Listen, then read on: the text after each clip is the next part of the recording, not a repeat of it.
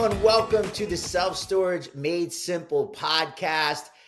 Exciting night for me, somebody that shares a love that is coming in to join me on the show. I'm the host, Thaddeus Campbell, as always. Want to welcome Jim Blanda, a stud in the brokerage industry, doing self-storage, but we connected over something that we're seeing coming down. So I'm excited to talk to him. I've got some areas that I want to discuss with him because we have a shared passion for a certain niche that's starting to grow in this industry. So really excited. Thanks so much for taking the time and excited to dig into this, especially at this time. I'm super excited to talk to brokers because there's so much going on in the market. I'm so excited to dive in over the next half hour, Jim. Thank you, Thaddeus. Thanks for having me. I'm looking forward to it as well. Absolutely my pleasure. I always start the podcast the same way, which is this is such a niche. Storage is such a unique asset class. I'm always interested in it. Never fails. I get great stories of how people found their way into this fantastic little unique space that we find ourselves in. Yeah. So to take it way back, I went to school for accounting at Indiana University of Pennsylvania, learned a ton of accounting skills, and I actually had two internships with a pretty big accounting firm in South Jersey. I graduated school. I had an offer letter to go join that accounting firm, but after doing two internships, sitting up behind a desk all day, not being forward facing with clients, I was having second guesses. I actually read the book Rich Dad Poor Dad just out of school. That changed my entire perspective on like how I look at it and how I look at a career and investing and all of that. So I quickly made the decision that I enjoy doing real estate and I enjoyed what that could bring to your life and all of that. So I actually started at a residential wholesaling company in Philadelphia, flipping houses. Did that for a good bit of time, saw the writing on the wall that was not something that I loved passionately. It was very emotionally driven, not as like using my accounting skills and all of that. So I left that company, but had a non-compete agreement. So it forced me to not do residential anymore. I was going to go work with some developers and all of that, but made the change into commercial, I believe in 2020 during the pandemic. Was doing mostly retail properties, triple net leases, very basic underwriting, and a lot of, again, like you're talking to retired individuals, really just working through the retirement plan and not using the analytical skills that I think that I bring to the table. So did that for a couple years, saw the self-storage industry really growing and picking up momentum.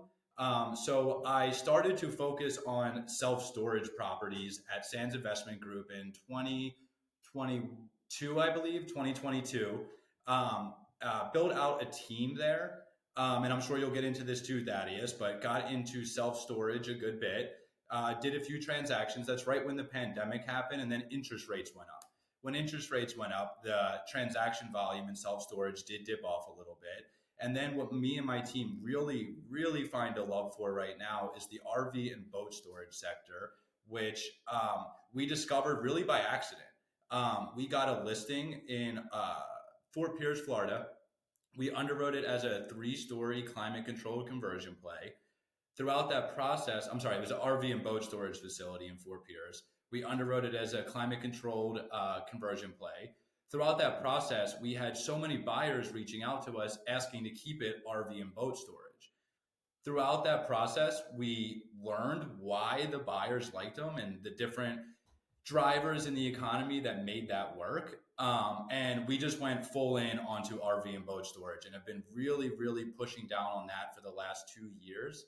And that's where I sit today. So kind of went from a very residential to retail to self-storage, and then really found my true passion between self-storage and the RV and boat storage, which in the end of the day is a very similar asset class with slightly different drivers pushing the momentum in that niche. I love that story, Jim. And obviously, I had mentioned earlier this niche that you and I had bonded over, and boat and RV is it. It's something that's been drawn my attention for well over a year. I've been talking about this with the different groups I'm involved in, something where I think there's a ton of potential. What is it about the asset class for you as a broker where you think there's a lot of opportunity there? Yeah, so one of the biggest drivers is the fragmented market. You have, I don't know the exact number because, like you said, Thaddeus, the data is hard to come by in this space, but I would say that it's probably 90% plus mom and pop owners. Yeah. So, me as a broker, like that's our job is to help them, talk to them, figure out when they want to sell, and feed it up the channel to the larger groups, just like what happened in self storage between like 2010 and 2000 and currently today. Really? Yeah. So, that's one thing is the highly fragmented market. Number two is a barrier to entry. You like we were saying, it's a new space, all of that. Me as a broker, I look at that as a huge win because if me and my team can go out and capture that data, find the market rents, even just create a list of all of these properties, which is not out there today, we Right. have an edge on the market.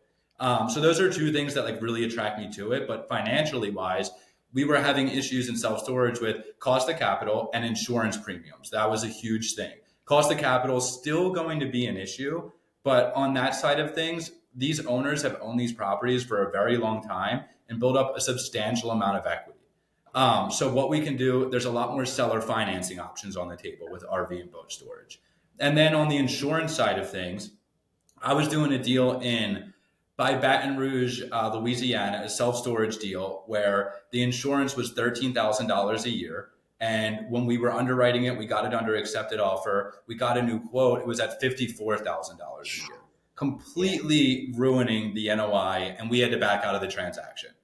In RV and boat storage, I sold one in St. Augustine, Florida. It was 3.5 acres, about 122 spaces. I think the premium was the 3,200 a year, and it jumped up to around like 4,500 with the new buyer.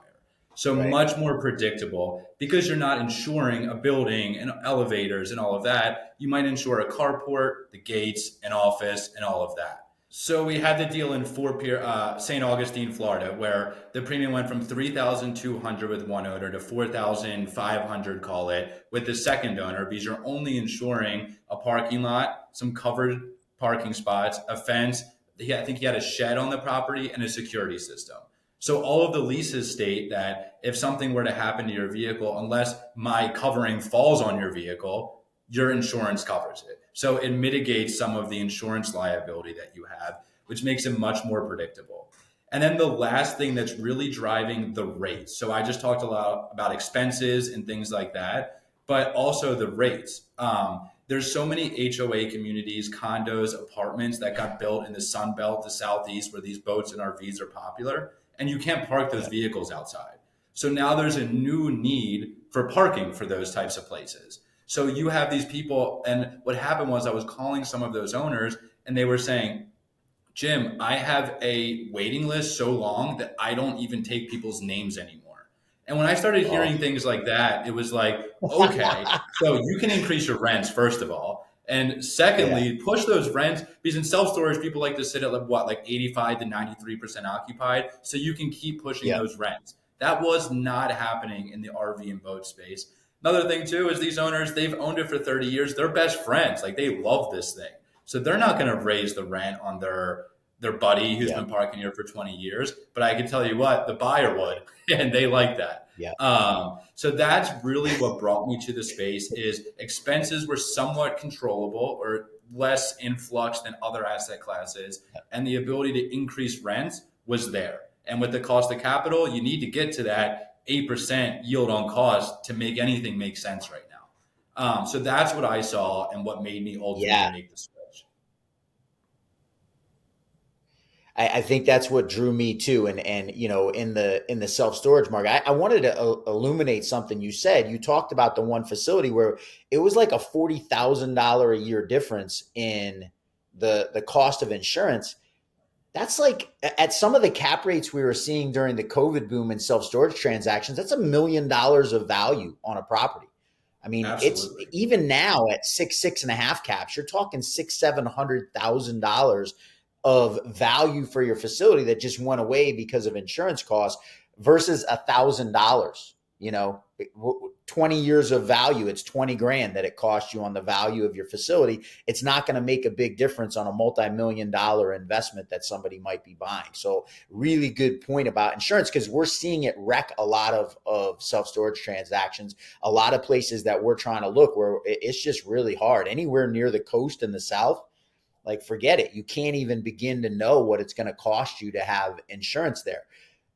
I got another question for you that I want to ask you coming out of that, though, which is, you know what? I just totally blanked on the question. I'm going to go a different way because when you first started talking to me, you had mentioned something that you're the first person who ever took the same road into storage that I took. So I wanted to share this with you. It is absolutely crazy to me that I was actually doing sales for a residential wholesale company in the greater Philadelphia area, no less. Like, not even, it's the same story in the same place. A little different than you in that I didn't choose to leave. I was very lucky. The owners of the company I was working for actually had gone into storage, and Oh, they recruited me out of storage to go into, excuse me, recruited me out of residential wholesale. They actually folded the business because storage was doing so well. And yeah. I followed it. So I would have been remiss if I didn't mention that. I knew there was a reason, and I saw the 215 phone number you have too. So I knew you were somehow associated with Philly, but crazy. And it makes sense given the connection we've had that there would be those similarities. Of course. Let's get back on track and talk a little bit more. One of the things you mentioned is Sands Investment Group, and that's how you got your start. Something that impressed me about you a ton in talking to you over the last 4 or 5 months, you decided to go out on your own. And Yep. especially in this market, I have so much respect for somebody because some people would say this is a little bit of a compressed market. This is a little bit of a tough time. And so I really wanted to ask you and was looking forward to asking you during the podcast tonight, what is it that gave you that gumption to go say, hey, Sands is a well-respected group. They've been around for a while. They've got a name. And for you to say, hey, I'm going to go do this on my own, what made you think that way? Yeah, so it was a couple things. The one of the biggest things was you mentioned it's a slow time in the market. I've realized that, and what I saw was what our team really focused on in this market was you're not going to beat someone into submission or get on the phone and convince someone to sell. You need to get on the phone and add value. And I mentioned earlier in the podcast about the data. So we were trying to create a list of all this data, and the market's a little bit slower. So I looked at it like a huge opportunity to then start our own thing, own that data. It's our data now. We have access to all of that. We know all of the owners. We have the comp data. And then also, we're not in a rush to do anything. I knew that starting a new venture would take time. We've actually really outpaced our trajectory on what we first planned on doing. But I knew it would take time. And our thing was, look, I started the new company. I can get on the phone with someone and say, look, what are your plans today? What are you doing? I'm not here for this year or next year. I'm here to add enough value to you that when it's time for you to sell, you're going to pick up the phone and call me. And when I'm looking at it like that perspective, whether it's a 2 year, 5 year, or 10 year plan to create the market and take market share of that, I felt that it was most appropriate to do it on our own platform and own that platform. So that was the biggest thing that we wanted to do with me and my team was go out, own a platform, be able to truly just get on the phone. Like we have a huge database where we follow up on a yearly basis now and talk to these owners. And like we'll even call and say, hey, do you want comp data? And just give it to them. And because it's like you said, it's not the time to tell everyone why they should sell. A lot of people, it doesn't make sense to sell right now. So I wanted to take a step back, look at the next 5, maybe even 10 years, create that database, build those relationships, and have something that 5, 10 years, I'll still be here and we'll still be able to service those clients. And it's really just about just capturing the data, being able to own that data, and then go back to the clients, give them that data and add value to them so they come back to us and list their property with us when it is time and when it makes sense for them. I love that, man. You're like, I'm having Elon Musk ideas in my head. And I know that you pay attention to big picture things, but right, that's what Tesla was for a long time. It's like, hey, I'm out there capturing all the data. It's a play to understand that there's a bigger picture than what's right in front of your face. I'm gonna dig in a little bit here because this is not the normal mindset, man. This is not how most people think. Most people think I gotta eat today. What am I going to go do to put some food on the table? They aren't able to have that longer term vision, which we know if you read and you follow people's stories, it's that longer term vision that tends to blow up for people, right? That tends to become really, really big. What do you attest to having that idea? You're a relatively young dude. I got a bunch of gray in my hair. What do you attest to having that mindset this early in your career where it's like, hey, I have a long-term view? Yeah, I would say it has to do with the market going so well over the last like decade or so. Well, ever since I got into real estate, the market was phenomenal. It was Yeah. easy. People were always going up in value. You call someone, you say, "Hey, you had an offer for 2 million last year. Let's sell for 3 million today." And you could make a lot of money being transactional. And Yeah. what happened, I think, during the pandemic for a few months there was I saw that the people with the relationships and the long-term plan and angle were the ones that were still transacting during those slower months. So then when the interest rate started to climb up, and it wasn't just, can you just rip 1,000 phone calls a day and find someone that says, yes, it's time to sell. I can sell it for more than you bought it before. And I saw all the people still doing deals were the people that built those relationships. So I would say it really just came down to looking at who had the longevity in the space, and those people had a niche to add value. I mean, that's really what it's all about. Is like we wanted to find something where we could get in and add value, and being niche focused was how to do it. I appreciate that so much. And I can attest because our conversations, we have connected over a specific deal, but our conversations about that deal were framed from you in a way that kind of, I'll be frank, it blew me away a little bit, which was to say that, hey, let's dig into this deal because we probably won't do this deal together. I don't know if you use those exact words, but it Yeah. was very clear what you were insinuating that, but it didn't matter to you. What mattered was that you start to learn. And obviously we got on a call with my partner, Russell, as well, and dug in. And it was like, no, I want to understand what's going to make a deal work for you in the long run so that maybe it's not this deal, but it can be that long-term deal.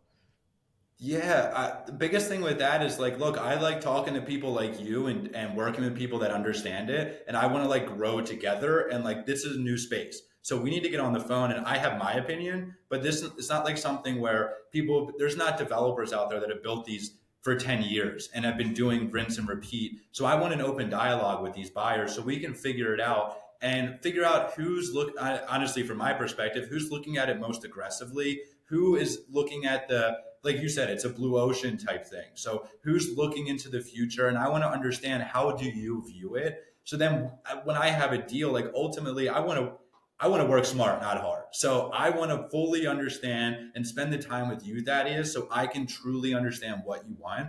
And ideally, I don't talk to you for 6 months and then I call you and say, this is your deal.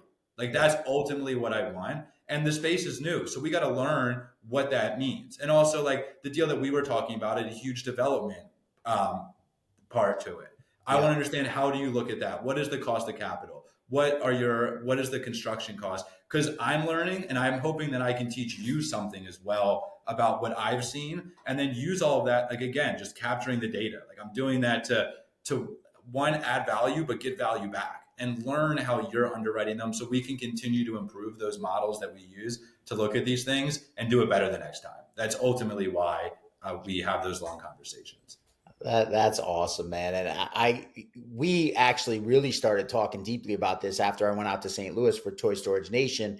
And Shane, shout out to Amy Bix, who runs it's a meetup, I don't know, mastermind, I guess you could call it, event a couple times a year. And some of the statistics blew my mind, right? And it goes to what you were saying about there's not a lot of people that have built these, certainly not in the way we envision ground up development in the self storage space right now, right? Ground up development in self storage space, you're almost always talking about institutional quality, what we call Class A, 60,000 to 80, 100,000 net rentable square feet. A lot of times, multi story buildings, they look like shopping centers a lot of times from the outside nowadays. There's like less than 3% of all the existing boat and RV storages in the country that would be termed Class A. And Class A and boat storage, all it means is that there's some pavement, there's some cover, there's a gate, and there's a fence, right? It doesn't mean that it looks like what we consider Class A and self storage. So a really big opportunity there for somebody who is maybe willing to take on a little more risk because we don't have the sales comps you have in self storage. We can't go on Radius Plus or Yardi or Store Track and find out exactly what the neighbor's charging for web rates and street rates, right? I can't call CubeSmart and Extra Space and get their opinion on the boat and RV storage place. But again, I guess it depends on how you see that. Do you see that as an opportunity, or do you see that as too high a risk? Yeah, I see it as an well, it's market by market. I'll start by saying that, but I see it overall as a huge opportunity because, for example, like we're calling markets in South Florida or just really Florida in general, the top markets. Like for example, a Melbourne property, you're going to have a Class A facility there, and you're going to realize that they're completely full. But then you're going to zoom out, and you're going to see parking lots of people's backyards filled with RVs and boats. And Yep. these are $100,000, two, three, $400,000 boats and RVs. Do you It's think that crazy. person that can afford that wants to park it in a backyard? Yep. Like, and to me, like that just shows like there's so much more runway and supply that can be brought to the market in specific markets. Like you want to call and you or reach out to someone like me to get you those comp rents and figure out is there that demand? But you want to figure out like first of all, call the Class A facilities. Do they have a waiting list? Are they full? If they're full, then go to the secondary ones. If someone's grass yard is full and they're not taking new customers, there's probably demand for another property there. We actually just spoke with a developer in I think it was Orlando market where they built 400 units and it was one of his partners was like, dude, you're crazy. Like there's no way that's filled up. And he was saying how he just drove by a couple weeks ago. The thing is completely full and all of that. So I think that I say this to my team all the time. I believe that across the country, rents are below market. That if people were to push rents further, people would still pay. There's just not the data out there to support that. Um, Yep. so I hope that kind of answers your question, but that's kind of what we're seeing on our side. 100% nailed. I didn't even ask a question. I just stopped and let you talk, and you nailed it. So I appreciate you. Made me look good. I did the horrible, like my journalism teachers at Syracuse would be rolling over me right now if I did that for one of them. But you did it perfect, and I appreciate that greatly. Question I want to ask you: you had mentioned earlier. God, now I forgot. This is the second time in this conversation that I forgot a question, Like which we doesn't said, it's happen 3-4. very often. Yeah, it's definitely conversational in nature. Um, you said something earlier that I wanted to follow up on, and now I can't remember what the Well, heck I it have one was. thing I was telling you, Thaddeus, that I was listening to a few of your podcasts, and I think one thing to note in the RV and boat, and you were saying it, didn't want to cut you off, but No, I about you were appreciate it. mentioning how the institutional like management and all of that. I think it was Frank DeSalvo was maybe talking to you about it on your podcast about how that Yep, changed the game for self storage. And I think 100%. there's two things that you look at. Like self storage cap rates were down in the 5.5%, 5% cap rates and that only came into play when institutional money and management was there. We have neither of those in RV and boat storage. So I think the people that are going to make the most money are people that can be those pioneers, go out there, put together these projects and get it to a 9, 10% yield on cost. And then what happens when there is a management company? Now Yeah. it's institutionalized. Do those drop down to 5 caps? So without even increasing your revenue, in theory, you could have doubled your property value. And I think that is also it's to be said if that comes to market and there are third party management. But if it's able to be done on scale, then that's just going to compress cap rates even further and bring more capital to the space. I love where you went with that, and that's the idea, right? And again, going back to some of the statistics, the last time data was compiled a few months back, there's only 4 owners that own double digit. I think that may have changed now. We might be up to 6 owners in boat and RV that own double digit. There's one Rec Nation that is way out ahead of the curve. I think they have like 56, maybe they're up to 60 total facilities now. The next biggest owner is like in the low 20s or high teens. And so that conversation you had about we don't have that full growth to the point where the institutional investors are going to go there. What I believe, and I'm going to ask for your opinion as well, I think that transition will happen much faster in boat and RV storage because of its association with self storage once that momentum picks up. I completely agree. I do think that it's going to lag behind, like the self storage. Obviously, they're already there. But actually, now that you mention it, I think Rec Nation is actually bringing out a third party management themselves. Doesn't Um, surprise me. Yeah, so that's another thing that they're adding to their, their repertoire. And I think that ultimately, like, there's going to be those groups that are trying. I mean, I have conversations with them pretty often where they're asking me where they're at, how can I compete, how can they get there, and I think that's just going to keep growing and growing and growing. And then once you can get someone that owns a couple hundred of them, then it can really become institutionalized, and that's when it really takes it to the next level. And I think we'll see how it plays out with demand and supply in the market. But there's, like we talked about the whole time, is there's certainly right now the supply on the market, the demand is way outpacing the supply. So I think there's a lot of opportunity for new people to come in, um, get to those double digits, and then surpass that as well.